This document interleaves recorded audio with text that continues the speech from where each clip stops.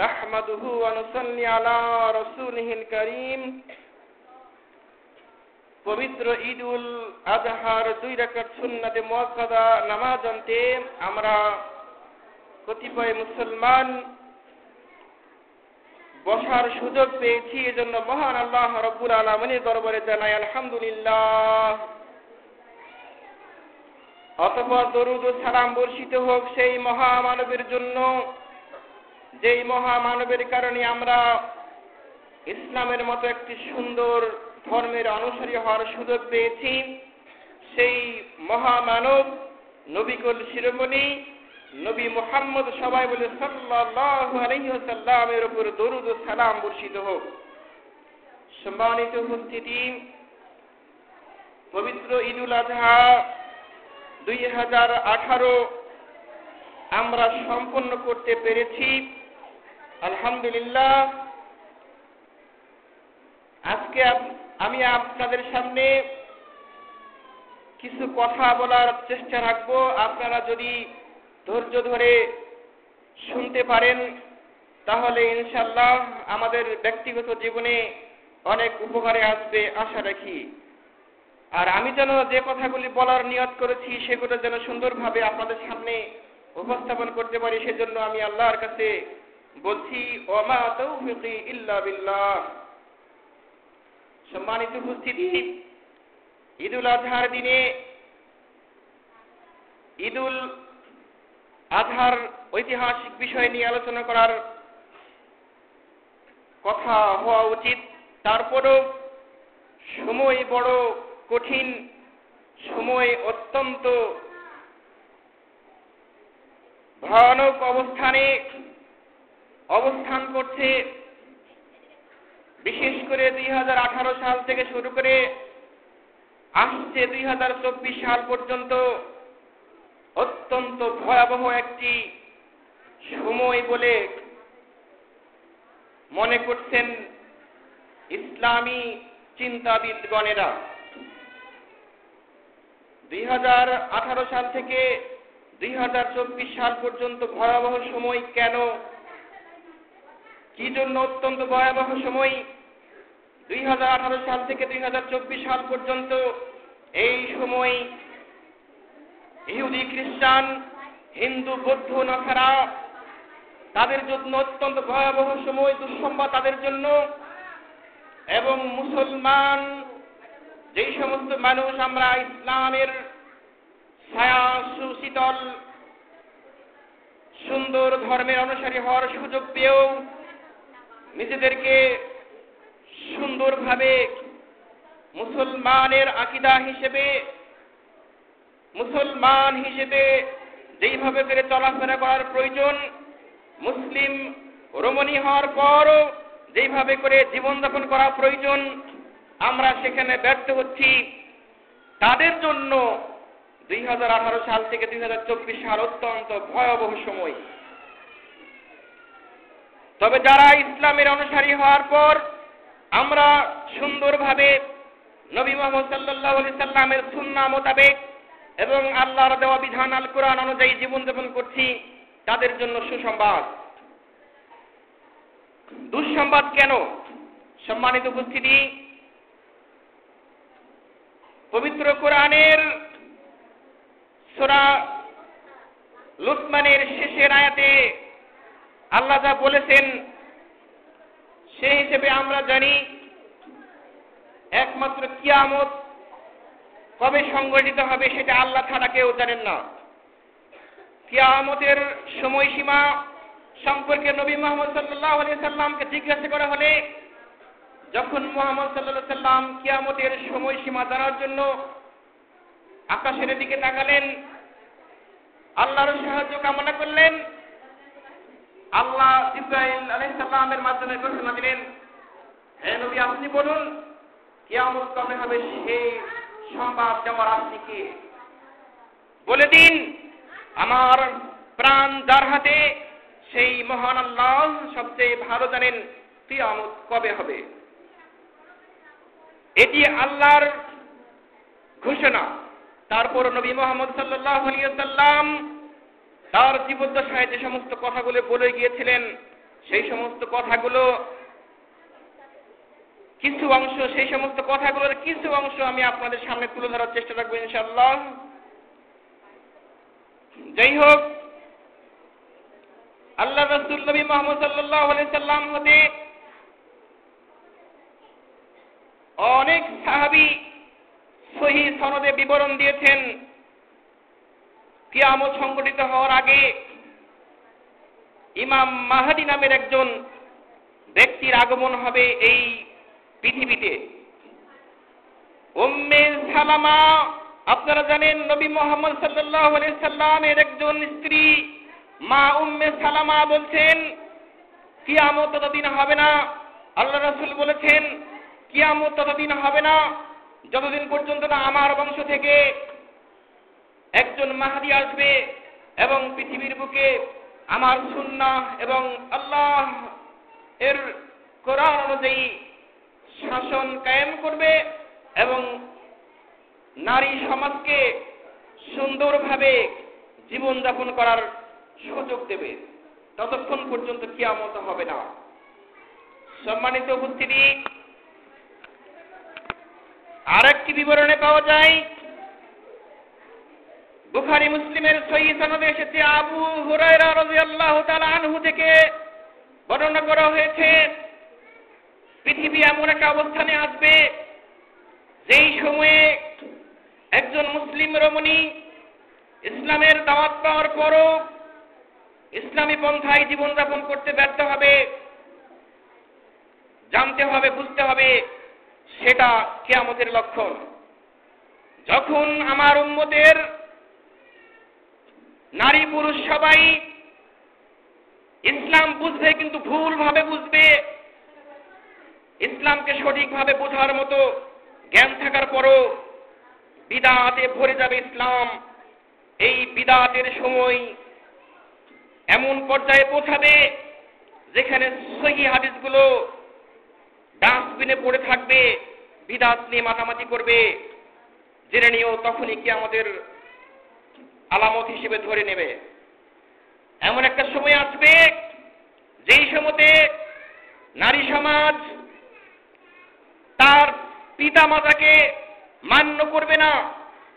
নারী সমাজ, আমার উম্মতের একটি অংশ নারী যারা স্বামীর হুকুম মতো জীবনযাপন করবে না, যারা আমার সুন্নাহ মোতাবেক জীবনযাপন করবে না, যাদের জীবনযাপন হয়ে যাবে ইহুদি নাসারাদের জীবনযাপনের মতো, ভেবে নিও তখনই কিয়ামতের লক্ষণ হিসেবে সময় উপস্থিত হয়ে যাবে।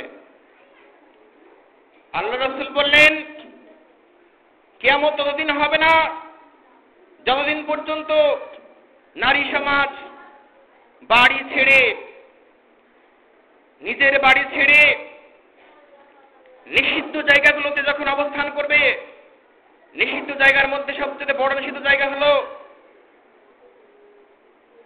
বাজার করার জন্য বাজারের নিয়তে স্বামী বাড়িতে অবস্থান করবে অথবা স্বামীর অনুপস্থিতিতে সে স্বামীর বিনা অনুমতিতে তার নিত্য প্রয়োজনীয়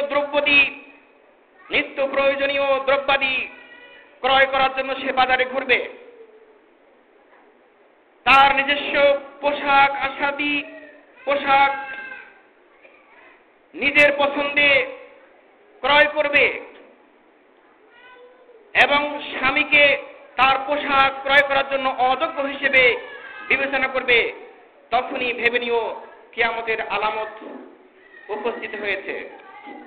সম্মানিত উপস্থিতি, আমি আপনাদেরকে বললাম কিছু অংশ, এরপর আরো অনেক অংশ আছে যা অল্প সময়ের মধ্যে বিবরণ দেওয়া খুব কষ্টকর বিষয়। তারপর যাই হোক, আমি বললাম 2018 সাল থেকে 2024 সাল পর্যন্ত একটি ভয়াবহ সময় আমাদের সামনে হাজির হতে যাচ্ছে। কেন? আল্লাহ রাসূল বললেন কিয়ামতের আগে আমার বংশ থেকে একজন মাহদী আসবেন, যিনি মুসলিম বিশ্বকে সুন্দর একটি বিদআতবিহীন ইসলাম উপহার দেবেন। তিনি কখন আসবেন, কি অবস্থায় আসবেন সেই বিষয় নিয়ে আমি আপনাদের সাথে বলতে যাচ্ছি ইনশাআল্লাহ।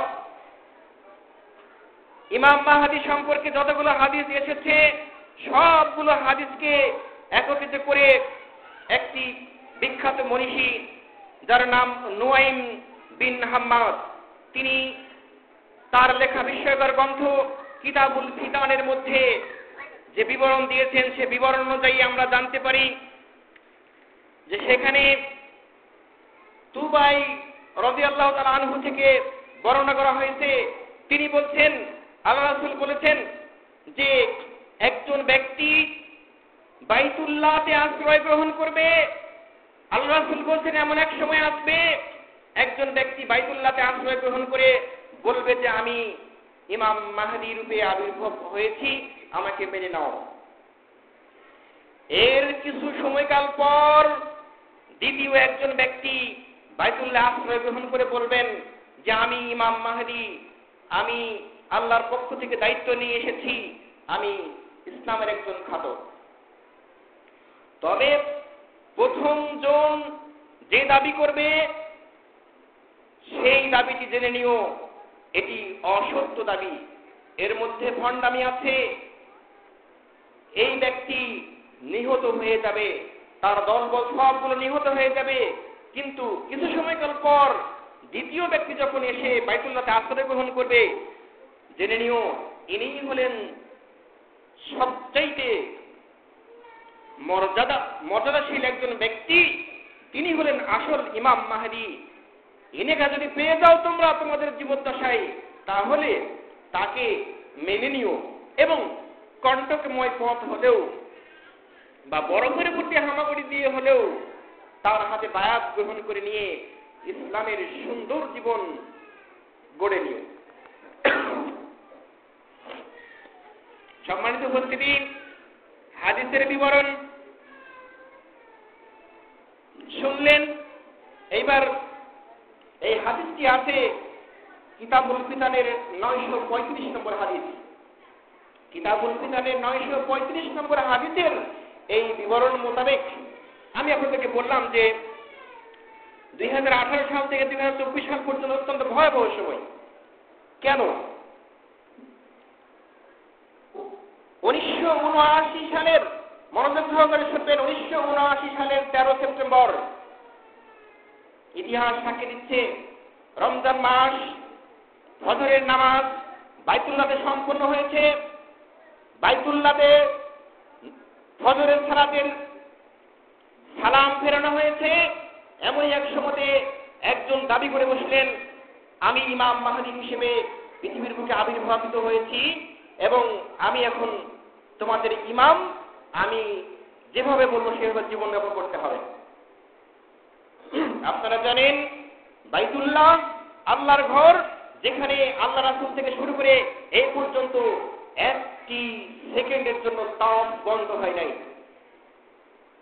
ঘটে যাওয়া এই ঘটনা নিয়ে দীর্ঘ 7 দিন ধরে তাওয়াফ বন্ধ করে দেওয়া হয়েছিল। 15 দিন যাবৎ ধরে চরম দ্বন্দ্ব বিদ্বেষের মধ্যে মুসলমানদের সময় কেটেছিল। অবশেষে এই ভণ্ড ইমাম মাহদীকে ধরে কতল করা হয়েছে এবং মাহদী মুক্ত বাইতুল্লাহ গঠন করা হয়েছে। সম্মানিত উপস্থিতি, তুবাই এর বর্ণনা মতে কিছুকাল পর, এই ঘটনার কিছুকাল পর আরেকজন মাহদী আসবেন। তাহলে 1979 সাল থেকে এখন পর্যন্ত আমরা এরকম কোন সংবাদ পাইনি। তবে রাবীদের বিবরণে, মুসলিম মনীষীদের বিবরণে আসছে যে কিছুকাল পর বলতে কি সময় বলা হয়েছে। বুরহাতাম মিন দাহরিহি শব্দটি ব্যবহার করা হয়েছে, যে শব্দের অর্থ হলো যে 33 থেকে 40 বছর পর। সম্মানিত উপস্থিতি, 1979 সাল থেকে শুরু করে 33 বছর বা 40 বছর যদি যোগ করা হয় তাহলে দাঁড়ায় 2019 সাল। কিতাবুল ফিতানের ভাষ্য মতে 2019 সাল ইমাম মাহদী আগমনের একটি চূড়ান্ত সাল হতে পারে। এই কথা বিভিন্ন মনীষীগণ বিবরণ দিচ্ছেন। এই জন্য আপনাদেরকে বললাম 2019 সাল থেকে 2024 সাল ভয়াবহ একটি সময়। যদি 19 ব্যর্থ হয় তাহলে 24 সাল কেন? ইসলামী বিশ্ব সাক্ষী দিচ্ছে পৃথিবীতে ইসলামী শাসন কায়েম ছিল নবী মুহাম্মদ সাল্লাল্লাহু আলাইহি সাল্লামের পর থেকে। আবু বকর রাদিয়াল্লাহু তাআলা আনহু, ওমর রাদিয়াল্লাহু তাআলা আনহু, আলী রাদিয়াল্লাহু তাআলা আনহু, হাসান, হুসাইন, মুয়াবিয়া, এই সমস্ত প্রমুখ ইসলামী চিন্তাবিদেরা ইসলামী শাসন কায়েম করেছিলেন। এই ইসলামী শাসন আমাদের ভারতীয় উপমহাদেশেও প্রতিষ্ঠিত ছিল। ইতিহাস সাক্ষী দিচ্ছে 1924 সালে মুসলিম বিশ্ব তার শাসন ক্ষমতা হারিয়েছে। 1924 সালে শাসন ক্ষমতা হারিয়ে ফেললে কিতাবুল ফিতানের ভাষ্য মতে 100 বছর পর আল্লাহর ঘোষণা, 100 বছর পর মুসলমানদেরকে তার শাসন ক্ষমতা ফিরিয়ে দেওয়া হবে। 100 বছর পর পথভ্রষ্ট নারীদেরকে সঠিক পথ দেখানো হবে। এই ঘোষণা অনুযায়ী 1924 সাল থেকে 2024 সাল পর্যন্ত 100 বছর পূর্ণ হয়। তাই মুসলিম বিশ্ব আশা করছেন 2024 সালের মধ্যে পৃথিবীর বুকে একটি ইসলামী নবজাগরণ আসার সম্ভাবনা রয়েছে। আর একটি হাদিসে, আবু দাউদ এর সহিহ হাদিস, আবু দাউদ শরীফের সহিহ হাদিসের বিবরণে আসছে, এইখানে বলা হচ্ছে যে যখন ইমাম মাহদী আত্মপ্রকাশ করবেন বাইতুল্লাহতে, তখন সারা পৃথিবীতে অল্প সময়ের মধ্যে সংবাদ প্রত্যেকটি ঘরে ঘরে পৌঁছে যাবে। সম্মানিত উপস্থিতি, প্রত্যেকটি ঘরে ঘরে অল্প সময়ের মধ্যে সংবাদ পৌঁছাতে হলে যে সময়ের প্রয়োজন, যে যান্ত্রিক যুগের প্রয়োজন, আমরা সেই যান্ত্রিক যুগেই অবস্থান করছি।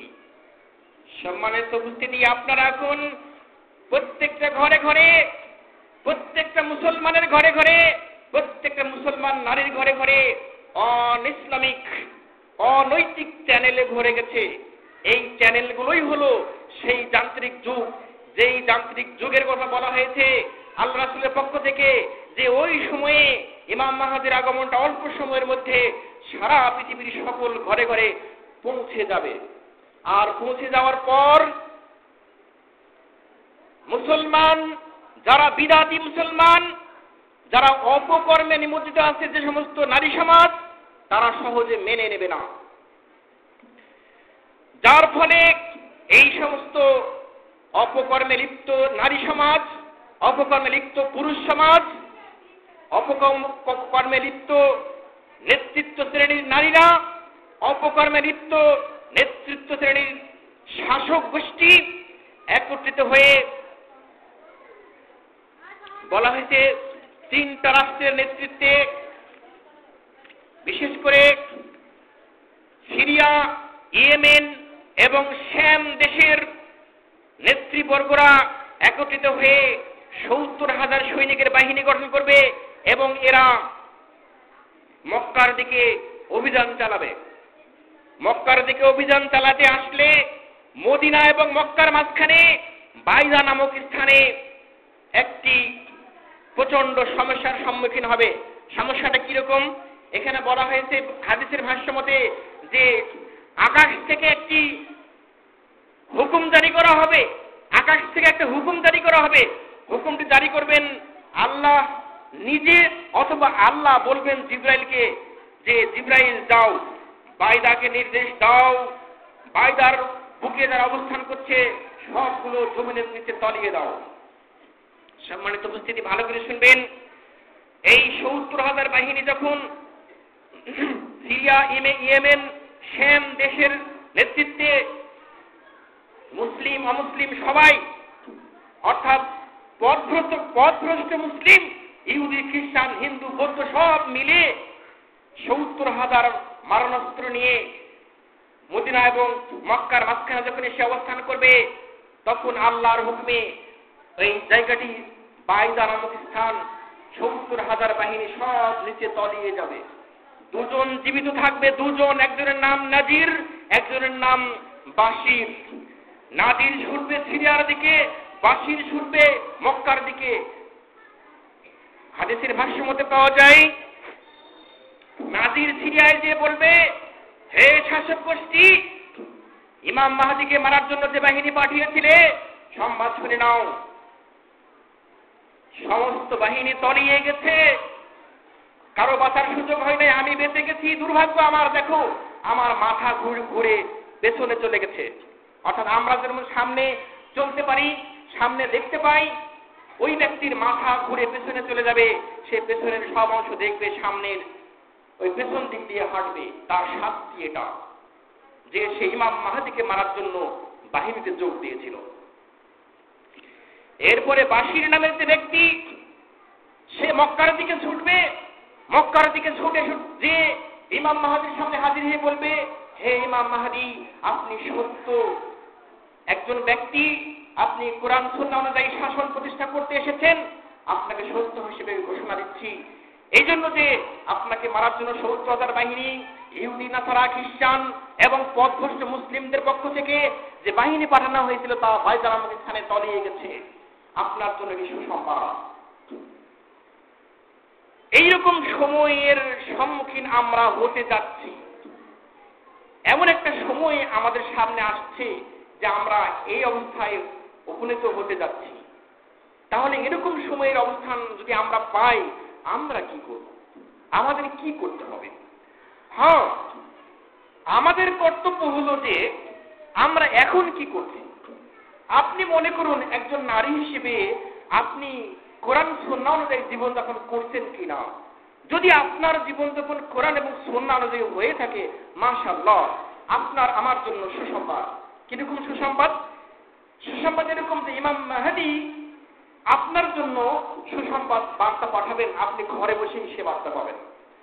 যেমন করে আপনি এখন বার্তা নিচ্ছেন অনইসলামিক চ্যানেল থেকে, যেই বার্তার কারণে আপনি আপনার স্বামীর সাথে ডিভোর্স করছেন, যেই বার্তার কারণে আপনি আপনার সন্তানের সাথে সম্পর্ক বিচ্ছিন্ন করছেন, যেই অনইসলামিক চ্যানেলটির কারণে আপনার সংসার ভেঙে যাচ্ছে, এইগুলি যেভাবে প্রশিক্ষণ পাচ্ছেন, ঠিক ওই যন্ত্রের মাধ্যমে আপনি ইমাম মাহদির কাছ থেকে সুন্দরভাবে আপনার জীবনযাপনের সুসংবাদ আপনি পাবেন। এমন একটা সময় আমাদের আসছে। তাহলে এই মুহূর্তে আমাদের কি করা দরকার? আল্লাহ রাসূল বললেন যে বড় উপর দিয়ে হামাগুড়ি দিয়ে হলেও তোমরা ইমাম মাহদির সাথে বায়াত গ্রহণ করবা। তাহলে কি আমি আপনি সবাইকে কি বায়াত গ্রহণ করতে হবে? এর ব্যাখ্যাও মুসলমান মনীষীরা দিয়েছেন। ধরে নিন যে আমরা বাংলাদেশের মুসলমান, ইমাম মাহদি জানবেন, তার তালিকায় থাকবে পৃথিবীতে কয়টি মুসলমান দেশ আছে, কোন দেশ ইসলামী পন্থায় শাসন পরিচালনা করছে। যখন বাংলাদেশের প্রসঙ্গ আসবে, তিনি আমাদের নেতৃত্ব স্থানে ব্যক্তিগুলো তিনি ধরবেন, পাকড়াও করবেন সাংঘাতিকভাবে। তিনি অল্প সময়ের মধ্যে বাংলাদেশ, ভারত, পাকিস্তান, মিয়ানমার, শ্রীলঙ্কা এইগুলোতে চলে আসবেন, এসে এই সমস্ত শাসকগুলিকে নির্দেশ দিবেন, সুন্নাহ অনুযায়ী নিজের চলো, সুন্নাহ অনুযায়ী তোমার নারী সমাজকে পরিচালনা করো। কারণ আমার রাসূল বলেছেন, হাই দুঃখ, আল্লাহ রাসূল নিয়াজ থেকে সে অধর নয়নে কেঁদেছেন যে আমার নারী সমাজের অধিকাংশ জাহান্নামী, আমার নারী সমাজ অধিকাংশ জাহান্নামী, আমার নারী সমাজ অধিকাংশ জাহান্নামী। তার কন্দনকে বন্ধ করতে যে মা ফাতিমা কেঁদে অস্থির হয়েছিলেন। আর ইমাম মাহদি বলবেন, সেই নবীর অনুসারী তোমরা মুসলমান রমণী, যদি শাসকদেরকে নির্দেশ দিবেন, যদি ব্যর্থ হও একজনকেও ছেড়ে দেব না। এই নির্দেশ দেওয়ার পর যারা ব্যর্থ হবে, কোরআন সুন্নাহ অনুযায়ী নারী সমাজকে পরিচালনা করতে ব্যর্থ হবে, সেই সমস্ত নেতৃত্বস্থানীয় ব্যক্তিগুলোকে নিজ হাতে চেন দিয়ে বেঁধে বলা হয়েছে এরকম বাংলাদেশ, ভারত, পাকিস্তান, শ্রীলঙ্কা, মিয়ানমার এই সমস্ত শাসকগুলিকে চেন দিয়ে বেঁধে ইমাম মাহদির রাজধানী বাইতুল মাকদিস, যেটি ইহুদি নাসারাদের দখলে আছে, তিনি সেটি দখল বিমুক্ত করবেন এবং আমাদের দেশের এই সমস্ত ভণ্ড শাসকগুলোকে চেন দিয়ে বেঁধে নিয়ে ওই রাজধানীতে নিয়ে যেতে প্রচন্ড শাস্তির ব্যবস্থা করবেন। সম্মানিত উপস্থিতি, তাহলে আমাদের কি করতে হবে? হ্যাঁ, আমাদের কোনো ভয়ের কারণ নেই, কারণ আমরা ঘরে বসেই সব বার্তা পেয়ে যাব। তখন আপনি আমি সবাই মুসলিম মনীষীরা বলছেন, যেই মুসলিম রমণীর মুখে নোংরা নায়কের নাম ছিল, যেই মুসলিম রমণীর মুখে নোংরা নায়িকার ছবি ছিল, ঘরে নোংরা নায়ক নায়িকার ছবি ছিল, সেইগুলি সব নিজের নিজের বুদ্ধি বিবেচনায় সবগুলি ফেলে দেবে, সব পথ পরিহার করবে। তাদের স্লোগান হবে ইমাম মাহদি, ইমাম মাহদি, ইমাম মাহদি। দোকানপাটে যেখানে অশ্লীল ছবি চলে, যেই সমস্ত দোকানপাটে অশ্লীল গান চলে, সেই সমস্ত জায়গাতে শুধু ইমাম মাহদি, ইমাম মাহদি, ইমাম মাহদির স্লোগান চলবে। নোংরা পথ ফেলে দিয়ে, অন ইসলামিক জীবনযাপন ফেলে দিয়ে সঠিক জীবনে ফিরে আসবে, এমন একটা সময় আমাদের সামনে আসছে। এমন একটা সময় আল্লাহ আমাদেরকে দিতে যাচ্ছেন, এমন একটা সময়ের অপেক্ষায় আমরা আছি, যেই সময় বিশ্ববাসীকে এমন একটা ইসলাম করতে হবে, যেই ইসলামে, যেই ইসলাম ধর্মে আল্লাহর হুকুমে কোনো অভাব থাকবে না। এমন একটা বিশ্ব গঠন করা হবে যেখানে কোনো ইহুদি নাসারাদের কর্তৃত্ব থাকবে না। বলা হয়েছে, সুন্দর যখন শাসন প্রতিষ্ঠা হবে, আল্লাহর পক্ষ থেকে এমন ধরনের ফসল ফলানোর সুযোগ দেওয়া হবে, যেই জমিনে যদি 30 মণ ধান হতো, ইমাম মাহদির সময়ে সেই জমিনে 80 মণ ধান উৎপন্ন হবে। যেই জমিনে একটা ফল, বলা হয়েছে ডালিম, ডালিম, যেই ডালিম এখন একজন একটা খেয়ে ফেলতে পারে, আল্লাহর নির্দেশে যেহেতু ইসলাম প্রতিষ্ঠা হয়ে যাবে, এই কারণে একটা ডালিমের ওজন হয়ে যাবে 40 কেজি। 50 জন 60 জন বসে একটা ডালিম খাবে। যদি কেউ ইমাম মাহদিকে বলতে পারে যে আমার দেশের অভাব রয়েছে, আমার অগণিত অর্থ প্রয়োজন, ইমাম মাহদি গণনা করবেন না, গণনাবিহীন ভাবে তাকে অর্থ উপহার দেবেন, তিনি দারিদ্র্যমুক্ত জীবনযাপন করবেন। আজকের জমিনে আমরা দেখি অভাব, অভিযোগ, শুধু অভাব আর অভাব। অভাবের কারণে আজকে আমরা গ্রামীণ ব্যাংকের শিকার হয়েছি, অভাবের কারণে আজকে আমরা লোন করার ব্যতিব্যস্ত হয়েছি। এই সমস্ত কারণগুলো, এই সমস্ত পাপগুলো আমরা খুব শীঘ্রই এই সমস্ত পাপ থেকে মুক্ত হয়ে যাব, কারণ ব্যাংক, বীমা, সমস্ত কিছু ইমাম মাহদির নেতৃত্বে চলে যাবে, সুদের কারবার উঠে যাবে। আপনার অভাব অভিযোগ আপনি নিজে শেয়ার করতে পারলে তিনি নিজেই আপনার হাতে অগণিত সম্পদ তুলে দেবেন, কোনো বাধা বিপত্তি ছাড়াই, গণনা ছাড়াই। যাই হোক, আমি আপনাদের সামনে এই কথাগুলো বললাম এই জন্য যে আর একটি বিষয়, যেহেতু আল্লাহ বলেছেন যে একমাত্র সূরা লোকমানের শেষের আয়াতে আল্লাহ বলছেন যে একমাত্র আল্লাহই জানেন কিয়ামত কবে হবে, আল্লাহই জানেন কবে ইমাম মাহদি আসবে, আল্লাহই জানেন ঈসা আলাইহিস সালাম কবে আসবে। সম্মানিত উপস্থিতি, লক্ষ্য করুন, ইমাম মাহদি এমন একজন ব্যক্তি, আপনারা হয়তো ভাবছেন ইনি কে, কিভাবে আসবেন। আপনাদেরকে আমি পরিষ্কার করে দিচ্ছি যে আল্লাহ রাসূল বলছেন যে আমার বংশে যেহেতু আর নবী নাই, তাই আল্লাহ আমার বংশে একজন মাহদি দেবেন, যার নাম হবে, আল্লাহ রাসূল বলছেন, যার নাম হবে আমার নাম মুহাম্মদ, তার নাম হবে মুহাম্মদ, আমার বাবার নাম আব্দুল্লাহ, তার নাম হবে আব্দুল্লাহ, অর্থাৎ তার বাবার নাম হবে আব্দুল্লাহ। এই ঘটনাতে আমরা জানতে পারি ইমাম মাহদি যেখানে জন্ম নেবেন সেইখানে, অর্থাৎ তার নাম হবে মুহাম্মদ। আল্লাহ রাসূল বলছেন নাম হবে মুহাম্মদ বিন আল হাসান বিন ফাতিমা বিনতি মুহাম্মদ সাল্লাল্লাহু আলাইহি সাল্লাম। এই হাদিসের বিবরণে আমরা জানি যে, বলতে পারি যে মদিনাতে বা আল্লাহ রাসূল বলেছেন পূর্ব দিক থেকে। পূর্ব দিক থেকে কোন দেশে কথা বলেন নাই, পূর্ব দিক থেকে তিনি আসবেন, অর্থাৎ মায়ের গর্ভে জন্মগ্রহণ করবেন। তিনি জন্মগ্রহণ করার পর যখন আবির্ভাব হবেন তার বয়স হবে পূর্ণভাবে যুবক, 33 বছর বা 30 থেকে 33 বছরের মতো বয়সের একটা যুবক মানুষ তিনি এই অবস্থায় এসে আত্মপ্রকাশ করবেন, আল্লাহর মাধ্যমে তিনি আত্মপ্রকাশ করবেন। তিনি 7 বছর থেকে 9 বছর, কোন কোন বিবরণ এসেছে 5 বছর থেকে 7 বছর, যাই হোক 5 থেকে 9 বছর পর্যন্ত তিনি রাজত্ব কায়েম করবেন। এর মধ্যে দাজ্জাল আসবেন। সম্মানিত উপস্থিতি, দাজ্জাল সম্পর্কে তো আপনারা জানেন, দাজ্জাল আপনার ঘরে আসবে।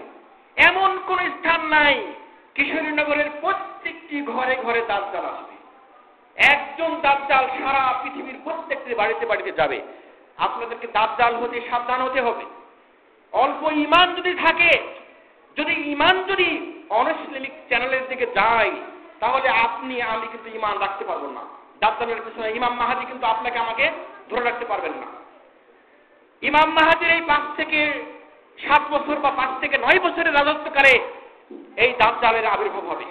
দাজ্জাল এর আবির্ভাব হলে আপনার আমার ঈমান যদি দুর্বল হয়, যদি ঈমানের কমতি থাকে, তাহলে কিন্তু জাহান্নামে যেতেই হবে, কোনো ক্ষমা নাই।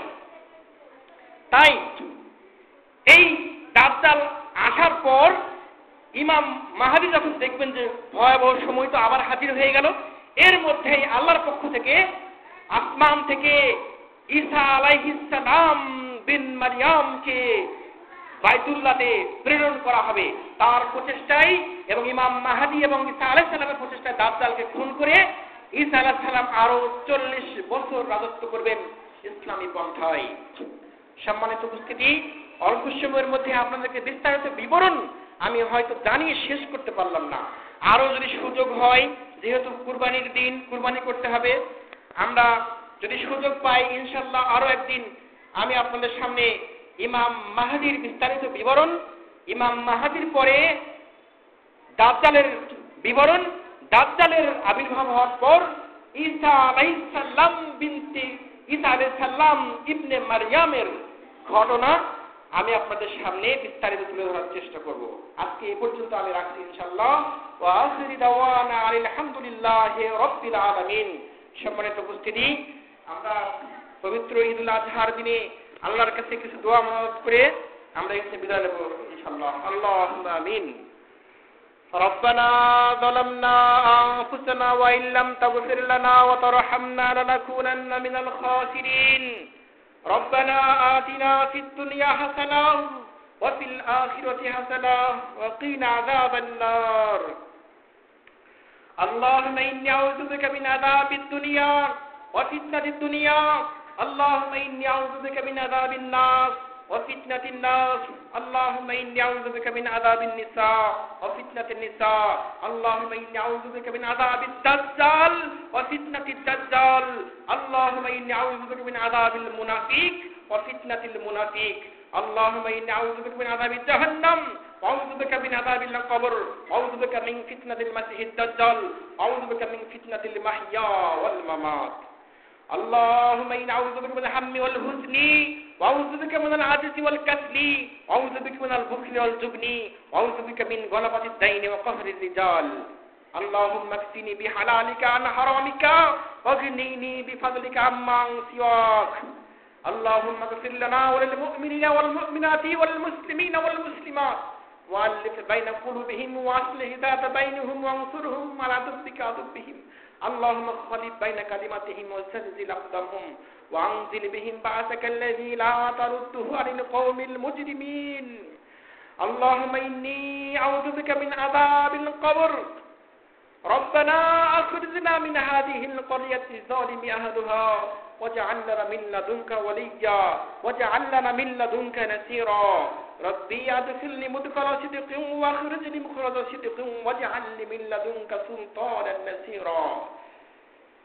ইয়া রাব্বুল আলামিন, ইয়া আল্লাহ, পবিত্র ঈদুল আজহার 2 রাকাত সুন্নাতে মুআক্কাদা নামাজ অন্তে আমরা তোমার মহান আদালতে হাত উত্তোলন করেছি।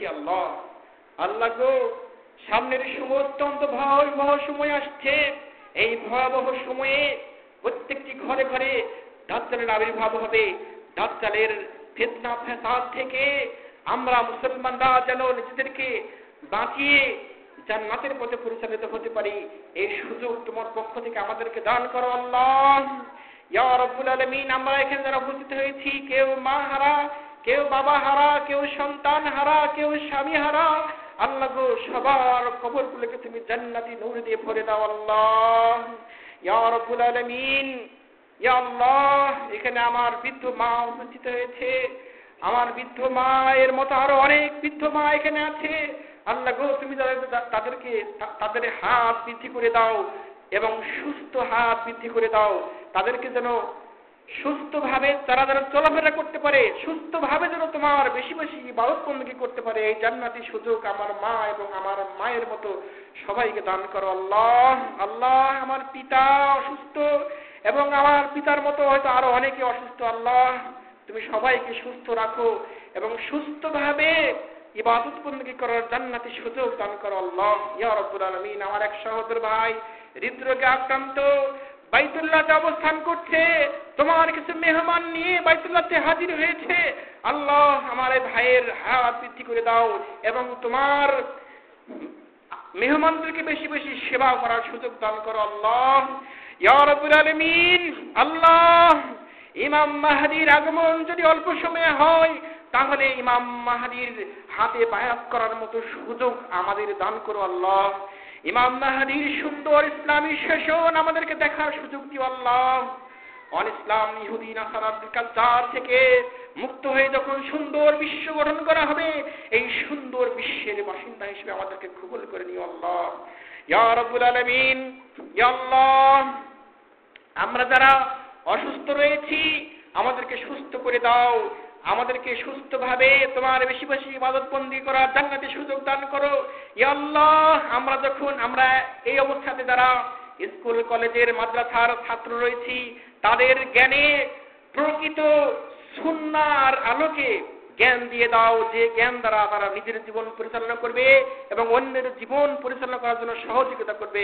ইয়া রাব্বুল আলামিন, আমাদের পারিবারিক জীবন, আমাদের সামাজিক জীবন, আমাদের রাষ্ট্রীয় জীবন সবগুলো যেন ইসলামী পন্থায় যেন আমরা চলাফেরা করতে পারি, আমরা আমাদের এই জীবন যেন পরিচালনা করতে পারি, সুযোগ আমাদেরকে দান করো আল্লাহ। ইয়া রাব্বুল আলামিন, আমরা আবার ঈদুল ফিতরের নামাজ, ঈদুল ফিতরের সালাহ যেন একত্রিতভাবে এইভাবে জামাতবদ্ধ হয়ে আদায় করতে পারি, সেই পর্যন্ত আমাদের সবাইকে সুস্থ রেখো আল্লাহ। ওয়া আখিরু দাওয়ানা আলহামদুলিল্লাহি রাব্বিল আলামিন। সুবহান রাব্বিকা রাব্বিল ইজ্জাতি আম্মা ইয়াসিফুন ওয়া সালামুন আলাল মুরসালিন ওয়ালহামদুলিল্লাহি রাব্বিল আলামিন।